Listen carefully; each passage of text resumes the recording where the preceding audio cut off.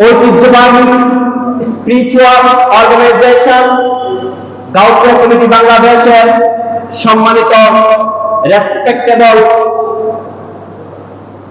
সদস্যগণ, রেহমানি ও রাহমাতুল্লাহ সুবহানাহু ওয়া তাআলা আবারও আমার সালাম গ্রহণ করুন। আসসালামু আলাইকুম ওয়া রাহমাতুল্লাহি তাআলা ওয়া বারাকাতুহু। সম্মানিত মুসলিম ইকরাম, আপনারা সকলেই অবগত আছেন এই মাসটা এমন একটা মাস যে মাসের নাম হচ্ছে শাওয়ালুল মুআজ্জাম। সম্মানিত শাওয়াল মাস, শাওয়াল, যুলকাদের, যুলহজ, যেটা আল্লাহ রাব্বুল আলামিন আল্লাহ তাআলা পবিত্র কোরআনুল কারীমের মধ্যে বলেছেন আল হজ্জু আশহুরুল মা'লুমাত, বলেন সুবহানাল্লাহ। যে আল্লাহ রাব্বুল আলামিন আল্লাহ তাআলা যে 3 মাসের মধ্যে হজ ফরজ করেছেন সামর্থ্যবানদের উপরে, সেই 3টি মাসের প্রথম মাসের মধ্যে সর্বশেষ জুমায় ঐতিহ্যবাহী জামে মসজিদ গাউসুল আজম জামে মসজিদে যে আল্লাহ রাব্বুল আলামিন আল্লাহ তাআলা আমাদেরকে আসার এবং বসার তৌফিক দিয়েছেন, সেই আল্লাহ তাআলার শুকর এবং সুজুদে আমরা একবার করি আলহামদুলিল্লাহ।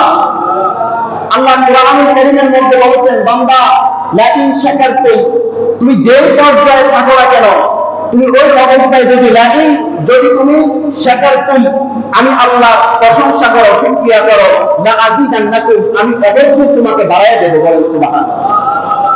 তারপর বলছে ওয়ালা ইন কাফারতুম, যদি তুমি এত নিয়ামত পাওয়ার পরে অস্বীকৃতি জ্ঞাপন করো, ইন্না, তাহলে অবশ্যই জেনে রাখো, ইন্না আযাবি, নিশ্চয়ই আমি আল্লাহর আযাব লাশাদীদ, শাদীদ, শক্ত, হার্ড। আমি আল্লাহ সহজে কাউকে ধরি না, কিন্তু ধরলে কাউকে ছাড়ি না, ঠিক কিনা?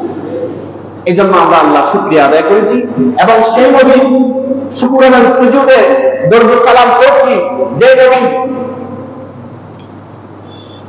কিয়ামতের দিন, বুখারী শরীফের হাদিস, কিয়ামতের দিন যখন সূর্য মাথার উপরে আসবে, সকল নবীর উম্মতেরা এদিক সেদিক ঘোরাফেরা করবে শাফাতের জন্য।